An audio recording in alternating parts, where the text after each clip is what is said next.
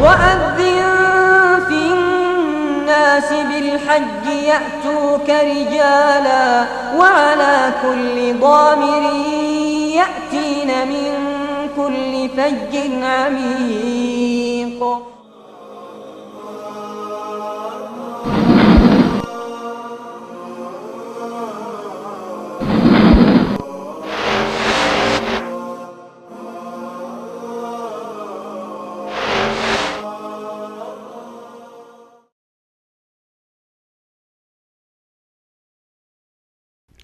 الحمد لله رب العالمين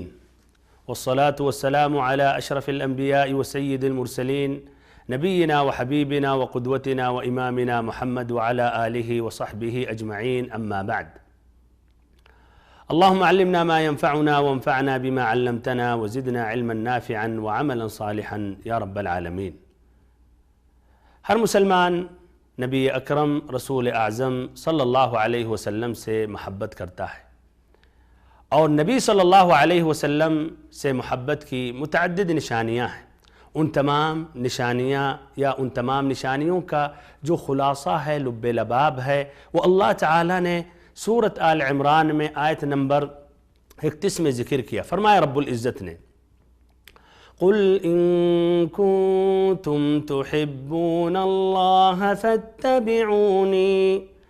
فاتبعوني يحببكم الله ويغفر لكم ذنوبكم والله غفور رحيم۔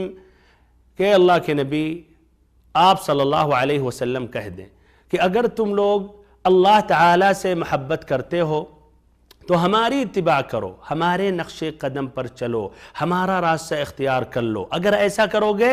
تو اللہ تعالیٰ تم سے محبت کرنے لگے گا اور تمہارے گناہوں کو بخش دے گا۔ بے شک رب العزت مغفرت کرنے والا نہایت ہی مہربان ہے۔ بھائیوں اور بہنوں،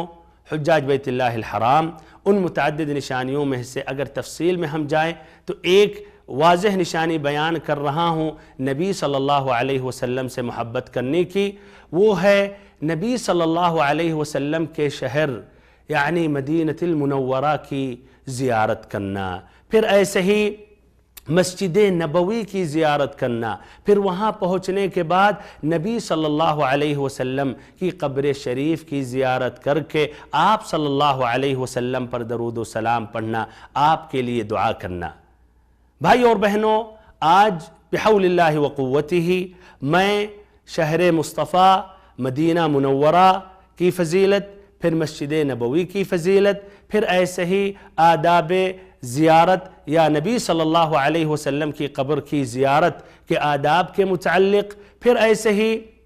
وہ شہر مصطفیٰ میں جو اور مسجدیں ہیں جن کی زیارت کرنی چاہیے، اور جو مقامات ہیں جہاں ہمیں جانا چاہیے یا زیارت کرنی چاہیے، اس کے متعلق میں آپ سبھی کے حضرات یہ اپنا درس پیش کر رہا ہوں۔ تو سب سے پہلے مدینہ المصطفیٰ صلی اللہ علیہ وسلم کے فضائل، اس شہر کے متعدد فضائل ہیں۔ ان فضائل میں سے نمبر 1 صحیح امام مسلم کی روایت ہے، آپ صلی اللہ علیہ وسلم نے فرمایا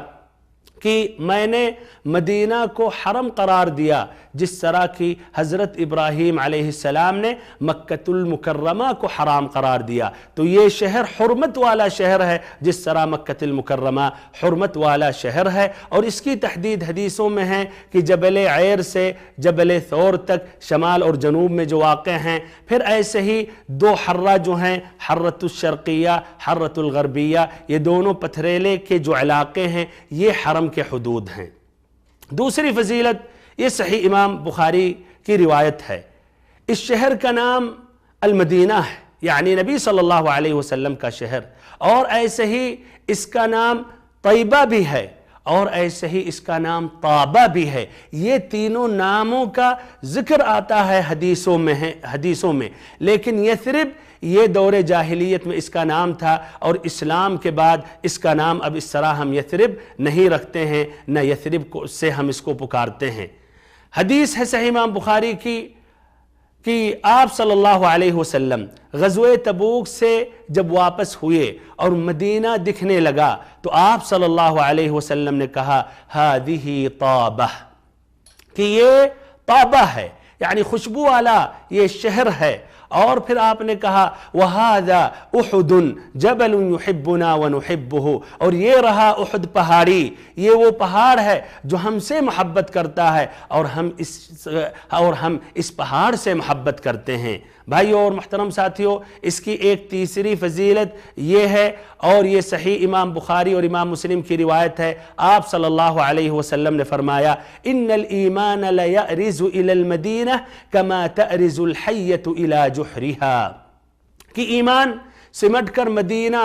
واپس ہو جائے گا، ایمان سمٹ کر مدینہ پہنچ جائے گا جس طرح کی ایک سانپ اپنے بل میں سمٹ جاتا ہے۔ یعنی جس طرح کی اسلام کی ابتدا مدینہ سے ہوئی تو ایسے ہی وہیں انتہا بھی ہوگی، اور یہ قلعہ باقی رہے گا، اسلام اسی کے طرف واپس ہوگا اور یہاں رجوع ہوگا۔ بھائیو اور محترم ساتھیو، چوتھی فضیلت یہ بھی صحیح امام بخاری اور امام مسلم کی روایت ہے،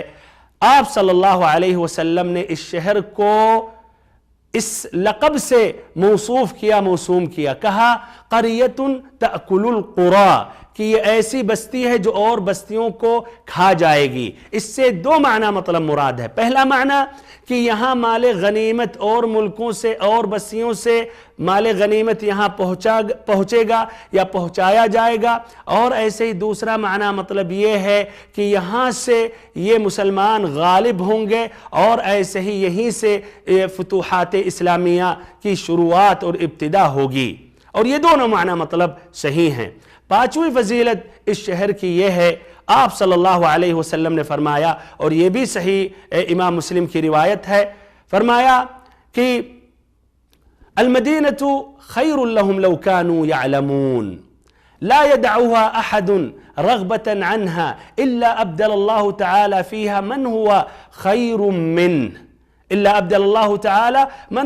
منه ولا يصبر احد على لأوائها وجهدها الا كنت له شهيدا او شفيعا يوم القيامة، کہ یہ مدینہ، یہ شہر ان کے لیے بہتر ہے، کاش وہ جانتے، اور جو بھی یہاں اس شہر کو چھوڑ دے گا، بے رغبتی ہو کر اس شہر کو چھوڑ دے گا اور شہروں کو ترجیح دے گا جہاں آزادیاں ہیں، جہاں زیادہ خوشحالی ہے، تو اللہ تعالیٰ اس کی جگہ پر اس سے بہتر آدمی کو مقرر کر دے گا جو وہاں سکونت اختیار کرے گا۔ پھر آپ صلی اللہ علیہ وسلم نے کہا جو بھی یہاں کی محنتوں پر یا شدتوں پر، تکلیفوں پر صبر کرے گا تو میں قیامت کے دن اس کے حق میں گواہی دوں گا یا میں اس کے حق میں سفارش کروں گا۔ اللہ اکبر۔ ایسے ہی چھٹی فضیلت اس شہر کی یہ ہے، آپ صلی اللہ علیہ وسلم نے فرمایا، اور یہ صحیح امام بخاری اور امام مسلم کی روایت ہے، المدینۃ حرم ما بین عیر الى ثور من احدث فيها حدثا او آوى محدثا فعليه لعنة الله والملائكة والناس اجمعین لا يقبل الله تعالی منه عدلا ولا صرفا، کہ یہ مدینہ عیر سے لے کر ثور تک یہ حرم ہے، اور جو آدمی اس میں کوئی نیا کام کرے گا یا کوئی جرم کرے گا تو اللہ تعالیٰ کی اور ایسے ہی فرشتوں کی تمام لوگوں کی لعنت ہے، اور ایسے ہی جو ایسے شخص کو پناہ دے گا یعنی بدعتی کو پناہ دے گا تو اس پر بھی اللہ تعالیٰ کی، فرشتوں کی اور ایسے ہی تمام لوگوں کی لعنت ہے۔ آپ صلی اللہ علیہ وسلم نے کہا فعلیہ لعنت اللہ والملائکۃ والناس اجمعین لا يقبل اللہ منہ صرفا ولا عدلا، اس سے کوئی بھی عبادت قبول نہیں ہوگی۔ ایسے ہی اس کی ساتویں فضیلت یہ ہے کہ آپ صلی اللہ علیہ وسلم نے اس شہر کے لیے اور یہاں کے پھل کے لیے اور وہاں کے جو برتن ہیں ناپنے کے لیے اس کے حق میں آپ نے دعا کی۔ مسلم کی روایت ہے، آپ نے کہا اللہم بارک لنا فی ثمرنا وبارک لنا فی مدینتنا وبارک لنا فی صاعنا وبارک لنا فی مدنا، کہ اے اللہ یہاں کے پھل میں برکت عطا کر، اس شہر میں برکت عطا کر، یہاں کے صاع میں برکت عطا کر، یہاں کے مد میں برکت عطا کر۔ اور صحیح ابن حبان کی روایت ہے کہ آپ صلی اللہ علیہ وسلم نے کہا یا دعا مانگی اللہم بارک لنا فی صاعنا ومدنا وبارک لنا فی قلیلنا وکثیرنا واجعل مع البرکت برکتین، کہ اے اللہ یہاں کی صاع اور مد میں برکت عطا کر، اور یہاں کی ہر کم اور زیادہ والی چیزوں میں برکت عطا کر، اور ہر برکت کی جگہ پر 2 برکتیں عطا کر۔ بھائیوں اور محترم ساتھیوں، ایسے ہی 8ویں فضیلت جس کی روایت امام بخاری اور امام مسلم نے کی ہے کہ آپ صلی اللہ علیہ وسلم نے فرمایا علی انقاب المدینۃ ملائکۃ لا يدخلها الطاعون ولا الدجال، کہ اللہ تعالیٰ نے اس شہر کی گلیوں پر فرشتوں کو مقرر کر دیا ہے، نہ یہاں طاعون داخل ہو سکتا نہ ایسے ہی دجال داخل ہو سکتا۔ یہ کہ دجال داخل نہیں ہوگا تو یہ بھائیوں اور بہنوں مکہ کے لیے بھی یہ ثابت ہے، لیکن کیا مکہ میں طاعون بھی داخل نہیں ہوگا؟ کچھ اہل علم نے یہ بات کہی، لیکن تاریخ کے اعتبار سے یہ بات حقیقت ہے کہ مکہ میں سن 749 میں طاعون داخل ہوا، لیکن مدینہ میں اب تک طاعون داخل نہیں ہوا۔ اسی لیے بعض اہل علم نے کہا کہ طاعون کا داخل نہ ہونا یہ مدینہ کی خصوصیات میں سے ہے۔ بھائیوں اور بہنوں، حجاج بیت اللہ الحرام، اس کے بعد میں اب نبی اکرم صلی اللہ علیہ وسلم کی مسجد کی فضیلت یا فضائل بیان کر رہا ہوں۔ پہلی فضیلت جس کی روایت امام بخاری اور امام مسلم نے ابو ہریرہ رضی اللہ عنہ سے کی ہے کہ آپ صلی اللہ علیہ وسلم نے فرمایا لا تشد الرحال الا الى 3 مساجد المسجد الحرام ومسجدی هذا والمسجد الاقصى، کہ 3 مسجدوں کے علاوہ کسی اور یعنی چوتھی مسجد کے لیے کجاوے نہ باندھے جائے، یعنی شد رحال سفر نہ کیا جائے، یعنی تکلف کرنے کی ضرورت نہیں ان 3 مسجدوں کے علاوہ۔ پہلی مسجد مسجد حرام جو مکہ میں ہے، دوسری مسجد مسجد نبوی جو مدینہ میں ہے، تیسری مسجد مسجد اقصی جو فلسطین میں ہے۔ دوسری فضیلت یہ بھی صحیح امام بخاری اور امام مسلم کی روایت ہے، آپ صلی اللہ علیہ وسلم نے فرمایا صلاة فی مسجدی هذا افضل من 1000 صلاة فیما سواه الا المسجد الحرام، کہ ہماری اس مسجد میں ایک نماز پڑھنا اور مسجدوں کی بنسبت 1000 مرتبہ سے زیادہ بہتر اور افضل ہے سوائے مسجد حرام۔ ہم جانتے ہیں مسجد حرام میں 1 رکعت نماز پڑھنے کا ثواب 1 لاکھ رکعتوں کے برابر ہے، اور پھر اس کے بعد مسجد نبوی میں 1 رکعت نماز پڑھنے کا ثواب 1000 رکعتوں کے برابر ہے، پھر مسجد اقصی میں 1 رکعت نماز پڑھنے کا ثواب 500 رکعتوں کے برابر ہے۔ بھائیوں اور بہنوں، حجاج بیت اللہ الحرام، اس کے بعد میں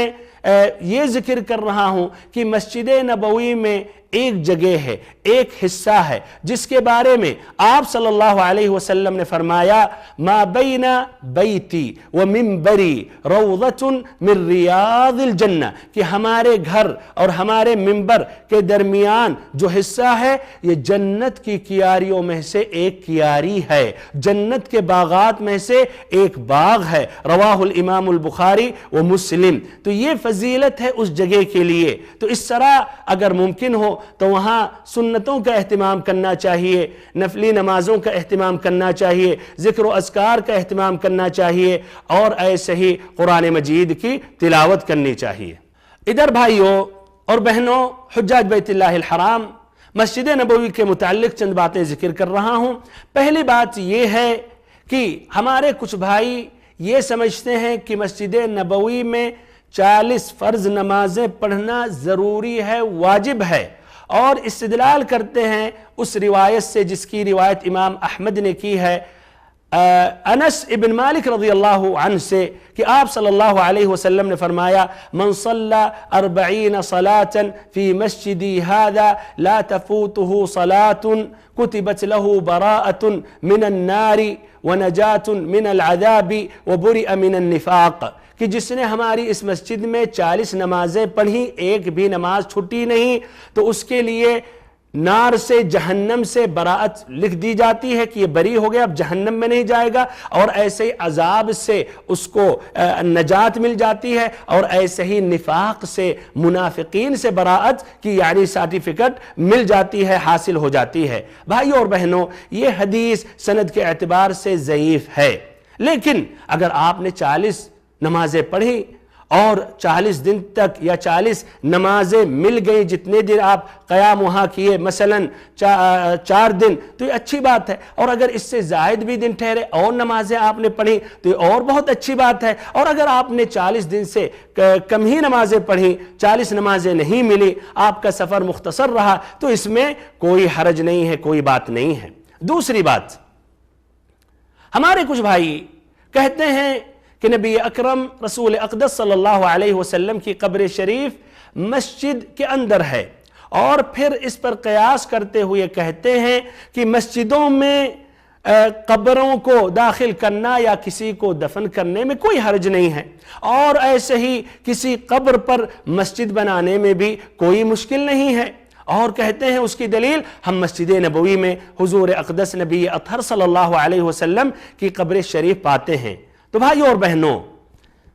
یہ حقیقت بیان کر رہا ہوں کہ مسجد نبوی میں جو نبی صلی اللہ علیہ وسلم کی قبر شریف ہے وہ حقیقت میں مسجد کے حصوں میں نہیں ہے۔ نبی صلی اللہ علیہ وسلم حجرہ عائشہ میں مدفون ہیں، اور حجرہ عائشہ کا کوئی بھی تعلق مسجد نبوی سے نہ تھا، نہ ابھی ہے، نہ رہا ہے۔ وہ کس طرح؟ وہ اس طرح،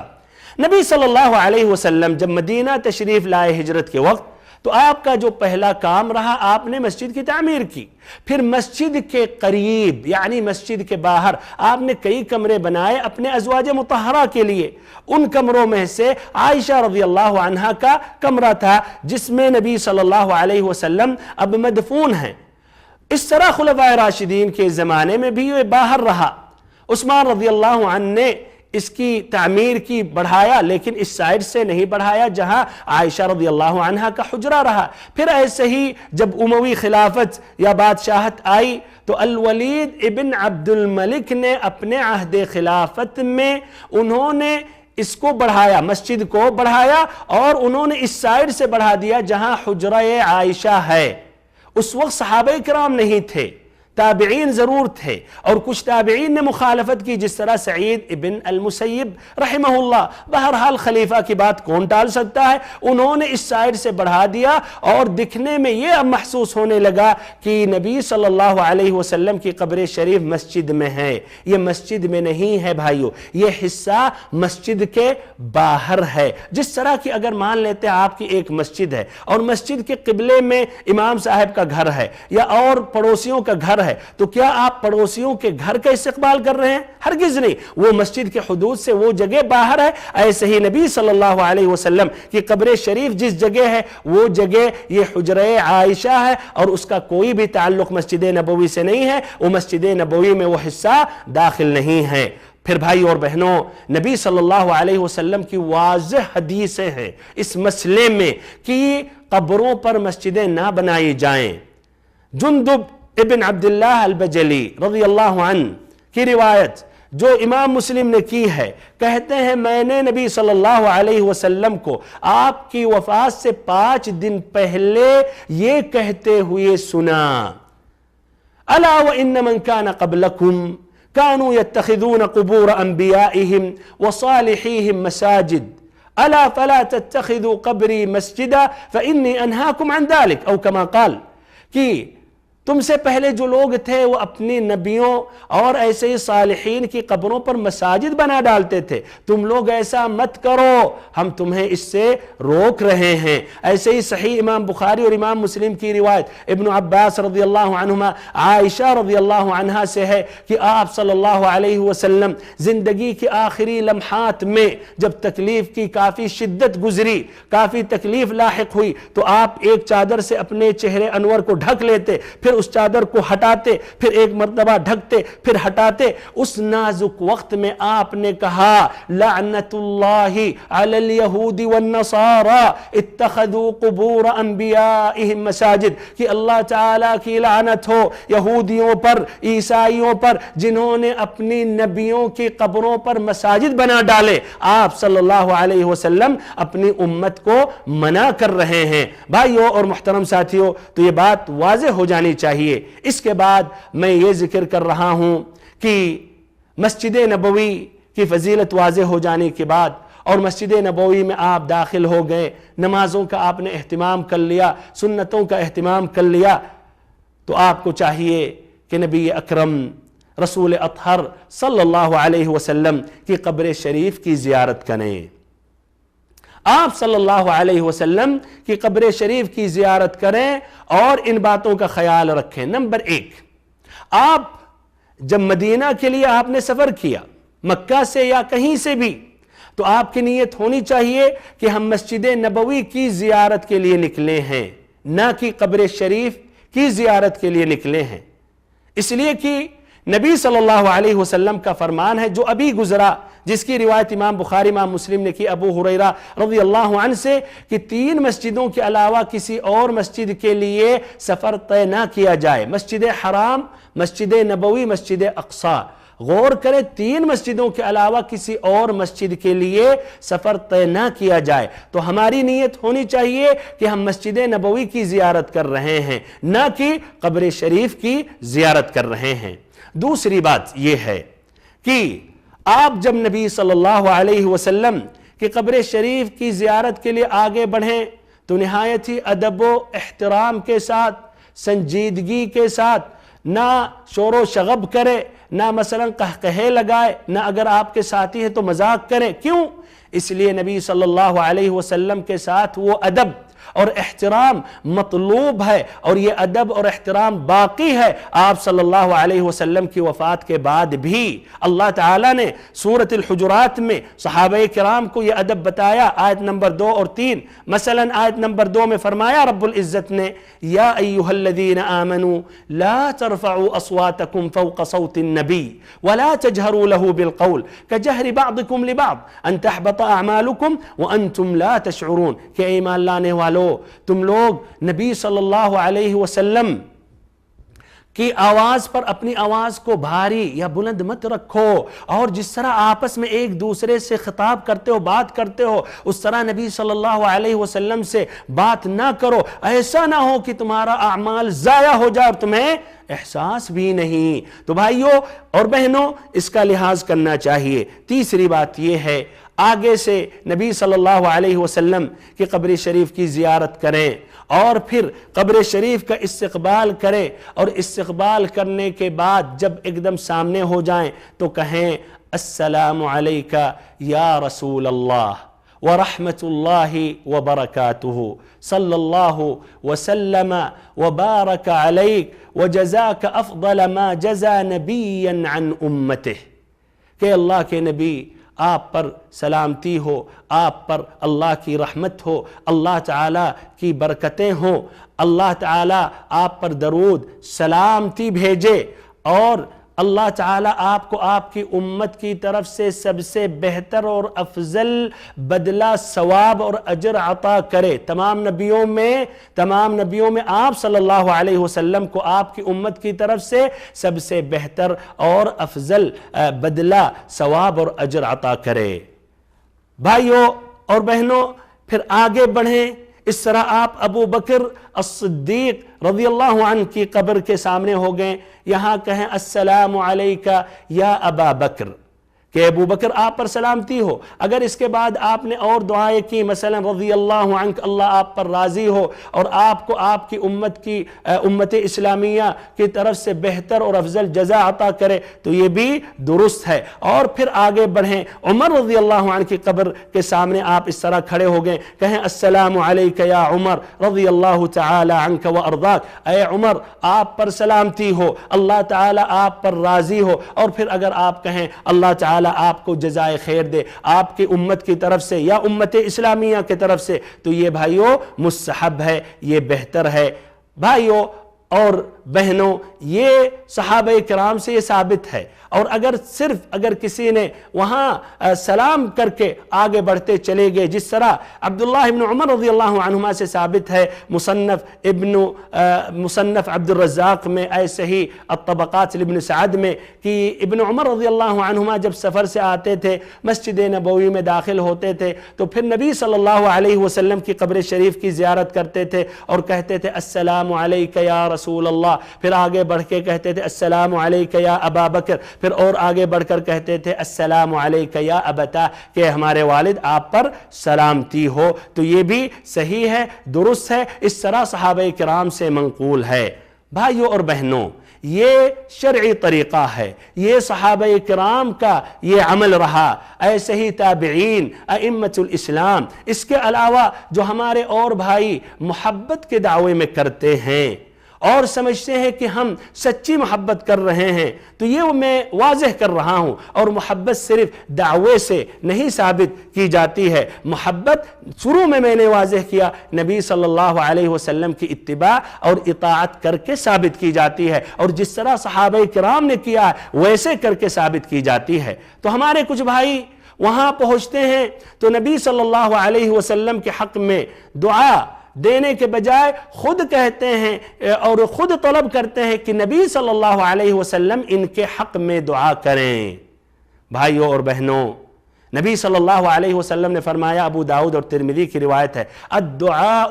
هو العبادہ، کہ دعا ہی عبادت ہے، اور اگر یہ عبادت ہے تو صرف اور صرف اللہ تعالیٰ سے دعا مانگی جائے۔ اور آپ صلی اللہ علیہ وسلم نے صحابہ کرام کو یہی سمجھایا، سکھایا۔ ابن عباس رضی اللہ عنہما کو آپ نے سکھایا، جس طرح ترمذی کی روایت ہے، اذا سألت فاسأل اللہ، جب بھی سوال کرو تو اللہ تعالیٰ سے سوال کرو، وَإِذَا اسْتَعَنْتَ فَاسْتَعِنْ بِاللَّهِ، اور جب بھی مدد طلب کرو تو اللہ تعالیٰ سے مدد طلب کرو۔ تو ہمیں اللہ تعالیٰ سے دعا مانگنی چاہیے، اور نبی صلی اللہ علیہ وسلم کے حق میں اللہ تعالیٰ سے دعا کرنی چاہیے، نہ کہ ہم نبی صلی اللہ علیہ وسلم سے درخواست کریں کہ وہ ہمارے حق میں دعا کریں یا اللہ تعالیٰ تک ہماری بات پہنچائیں۔ یہ بھائیوں کسی ایک صحابی رسول سے ثابت نہیں ہے، کوئی بھی عالم یہ ثابت کر دے نہیں ثابت کر سکتا، نہ کسی ایک صحابی رسول سے ثابت ہے کہ وہ آ کر انہوں نے نبی صلی اللہ علیہ وسلم کا وسیلہ پکڑا آپ صلی اللہ علیہ وسلم کے انتقال ہو جانے کے بعد، یا آپ صلی اللہ علیہ وسلم سے دعاؤں کی درخواست کی، نہ کسی تابعی سے، نہ تابع التابعی، نہ بلکہ ائمۃ الاسلام امام ابو حنیفہ، مالک، شافعی، احمد رحمت اللہ علیہم اجمعین، نہ انہوں نے کہا نہ انہوں نے عمل کیا، جبکہ انہوں نے بھی حج کیا۔ تو بھائیو اور محترم ساتھیو، یہ سمجھنے والی بات ہے، اور دوبارہ کہہ رہا ہوں، محبت نبی صلی اللہ علیہ وسلم کی اتباع میں ہے، نہ کہ ابتداع میں ہے۔ ایسے ہی ہمارے کچھ بھائی وہاں جب پہنچتے ہیں تو ان جالیوں کو مسح کرتے ہیں، یا اپنے ساتھ کچھ کپڑا لاتے ہیں مسح کرتے ہیں، اور اس کو پھر متبرک سمجھتے ہیں، اس کو محفوظ کر لیتے ہیں۔ یہ بھائیوں صحابہ کرام سلف صالحین سے ثابت نہیں ہے۔ ایسے ہمارے بھائیوں کو اگر چانس ملے تو وہ قبر شریف کا طواف کرنا شروع کر دیں، جبکہ طواف صرف اور صرف ہم کعبہ کا کر سکتے ہیں، اس لیے کہ اللہ تعالیٰ نے فرمایا سورۃ الحج آیت نمبر 29، وَلْيَطَّوَّفُوا بالبیت العتیق، کہ اللہ تعالیٰ کے پرانے گھر کا طواف کریں، یعنی کعبہ کا۔ کعبہ کے علاوہ نہ کسی اور مسجد کا ہم طواف کر سکتے، نہ قبۃ الصخرہ کا طواف کر سکتے، نہ جبل طور کا ہم طواف کر سکتے، نہ نبی صلی اللہ علیہ وسلم کی قبر شریف، نہ کسی اور نبی، نہ کسی اور صالح، کسی کی بھی نہیں۔ بھائیو یہ دین کا مسئلہ ہے، دین میں منمانی ہماری یہ رائے ہے، ہمیں اچھا لگ رہا ہے، اہل علم نے کہا، اس طرح یہ دین نہیں ہے۔ بھائیوں اور بہنوں، اب یہ مسجد نبوی کے فضائل ذکر کرنے کے بعد نبی صلی اللہ علیہ وسلم کی قبر شریف کی زیارت کے آداب بیان کرنے کے بعد کیا اب مدینہ المنورہ میں کچھ اور مساجد ہیں جن کی زیارت کرنی چاہیے؟ اور پھر کیا اور بھی ایسے مقامات ہیں جہاں ہمیں جانا چاہیے یا زیارت کرنی چاہیے؟ تو اس کا جواب ہے ہاں، مسجد نبوی کے علاوہ ایک اور مسجد ہے جس کی فضیلت آتی ہے، اللہ تعالیٰ نے قرآن مجید میں ذکر کیا، سورۃ التوبہ آیت نمبر 108 میں، لَمَسْجِدٌ أُسِّسَ عَلَى التَّقْوَى مِنْ أَوَّلِ يَوْمٍ أَحَقُّ أَن تَقُومَ فِيهِ رِجَالٌ يُحِبُّونَ أَن يَطَّهَّرُوا وَاللَّهُ يُحِبُّ الْمُطَّهِّرِينَ، کہ وہ مسجد جو پہلے دن تقوی پر قائم ہوئی، پہلے ہی دن سے تقوی پر قائم ہوئی، اور اس میں ایسے لوگ ہیں جو خوب پاک ہونا پسند کرتے ہیں، اور اللہ تعالیٰ خوب پاک ہونے والوں کو پسند کرتا ہے، ان سے محبت کرتا ہے، یہ ہے مسجد قباء۔ یہ مسجد قباء کی نبی پاک صلی اللہ علیہ وسلم ہر سنیچر کے دن یا ہر ہفتے میں ایک مرتبہ زیارت کرتے تھے، جس طرح کی مسلم کی روایت ہے، آپ صلی اللہ علیہ وسلم سے روایت کرتے ہیں عبداللہ بن عمر رضی اللہ عنہما، یہ بخاری اور مسلم کی روایت ہے، عبداللہ بن عمر رضی اللہ عنہما روایت کرتے ہیں، کان رسول اللہ صلی اللہ علیہ وسلم یأتی قباء کل سبت ماشیا وراکبا فیصلی فیہ رکعتین، آپ صلی اللہ علیہ وسلم ہر ہفتے میں یا ہر سنیچر کے دن قباء آتے تھے، کبھی پیدل ہی آ جاتے تھے یا چلے جاتے تھے، اور کبھی سواری پر سوار ہو کر پھر 2 رکعت نماز پڑھتے تھے، اور وہاں 2 رکعت نماز پڑھنے کی فضیلت یہ ہے، جس طرح کی ابن ماجہ نے روایت کی ہے سہل ابن حنیف رضی اللہ عنہ سے، کہ آپ صلی اللہ علیہ وسلم نے فرمایا، من تطہر فی بیتہ ثم خرج او ثم اتى مسجد قباء فصلى فیہ رکعتین کان کاجر عمرہ او کان کاجر عمرہ، کہ جو اپنے گھر سے باوضو ہو کر نکلا، پھر مسجد قباء آیا، وہاں 2 رکعت اس نے نماز پڑھی، تو 1 عمرہ کا ثواب اللہ تعالیٰ عطا کرے گا۔ فرض نماز پڑھیں یا نفل پڑھیں، ہر نماز پر عمرہ کا ثواب اللہ تعالیٰ عطا کرے گا۔ تو یہ مسجد قباء کی زیارت کا اہتمام کرنا چاہیے۔ اب مسجد قباء کے علاوہ کیا اور بھی مسجدیں ہیں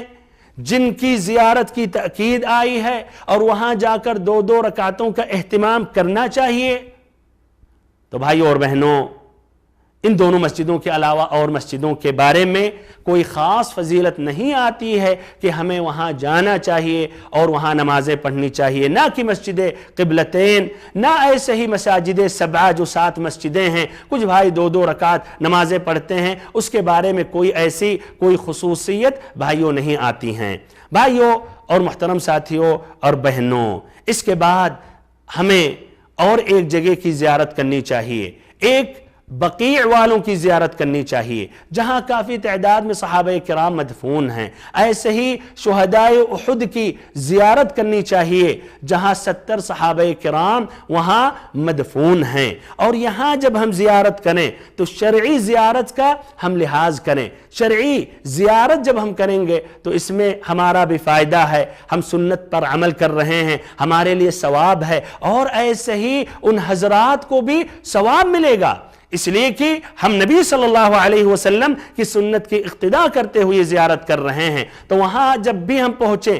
بقیع یا ایسے ہی دامن احد میں، تو ہمیں یہ دعا پڑھنی چاہیے، جس طرح بریدہ ابن الحصیب رضی اللہ عنہ روایت کرتے ہیں، مسلم کی روایت ہے کہ نبی صلی اللہ علیہ وسلم نے انہیں یہ دعا کا طریقہ بتایا، یا یہ الفاظ آپ صلی اللہ علیہ وسلم نے سکھایا، جب بھی وہ قبروں کی زیارت کریں، کہیں السلام علیکم اہل الدیار من المؤمنین والمسلمین وإنا انشاء اللہ بکم للاحقون اسأل اللہ لنا ولکم السلامہ۔ اور ایسے ہی ترمذی کی روایت ابن عباس رضی اللہ عنہما سے کہ آپ صلی اللہ علیہ وسلم یہ کہتے تھے، السلام علیکم یا اہل القبور یغفر اللہ لنا ولکم انتم سلفنا ونحن بالاثر۔ تو ان دعاؤں کا ہمیں اہتمام کرنا چاہیے، یہ اس طرح شرعی طریقہ ہے،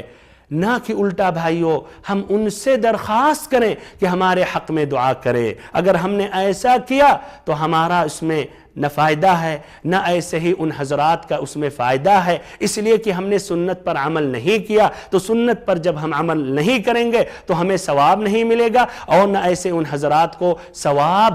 حاصل ہوگا یا ثواب پہنچے گا۔ تو ہمیں ان سے یہ نہیں کہنا چاہیے کہ ہمارے حق میں دعا کریں، اس لیے کہ صحابہ کرام، سلف صالحین، ائمۃ الاسلام، ان کے بارے میں نے واضح کیا، انہوں نے سید الاولین والآخرین محمد صلی اللہ علیہ وسلم سے انہوں نے دعاؤں کی درخواست نہیں کی، نہ نبی صلی اللہ علیہ وسلم کا وسیلہ پکڑا، تو بدرجہ اولا ان حضرات کا بھی وسیلہ نہیں پکڑنا چاہیے۔ اور ایک بات یہ بھی ذکر کر رہا ہوں، عام زبان پر یہ جاری ہے کہ کہتے ہیں جنت البقیع، یہ بھائیو جنت البقیع یہ ثابت نہیں حدیثوں میں، بلکہ بقیع بس کہنا چاہیے، یا بقیع الغرقد کہنا چاہیے، یا مقبرۃ البقیع کہنا چاہیے، اس لیے کہ وہاں صرف صحابہ کرام ہی نہیں مدفون ہیں،